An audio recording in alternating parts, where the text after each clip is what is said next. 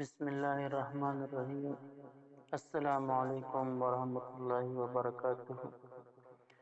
عزتمندو، موږ به نن تاسو ته د جوړونو د دردونو په باره کې یو بهترینه او مجربه وظیفه ذکر کوو. لیکن د هغې نه وړاندې که چېرته تاسو زموږ په چینل باندې نوي یې، زموږ چینل سبسکرایب کړئ او د نورو ملګرو سره یې مخکې شیر کړئ.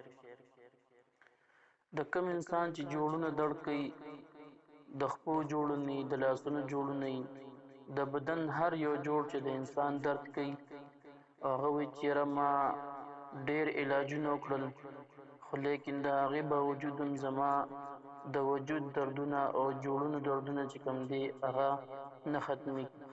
د هغوی دپاره موږ نن یو مجربه وظیفه ذکر کوو. سوره علق د قرآن کریم سورت دی. دا سورت په د سحر د مانځه نه وروسته چې کله نور راخیږي، نو د هغې نه مخکې به 7 پیره دا سورت ووایي او بیا په سجده کې پروزي او سجده کې به وایي حسبي الله ونعم الوکیل ونعم المولا ونعم النصير. او بیا چې کله دا 7 پیره په سجده کې ووایي، نو بیا به راپاسي او دا په دردونو باندې او په جوړونو باندې دمي. انشاءالله د دې په برکت سره به الله جل شانه د ده د جوړونو غوڼ دردونه ختم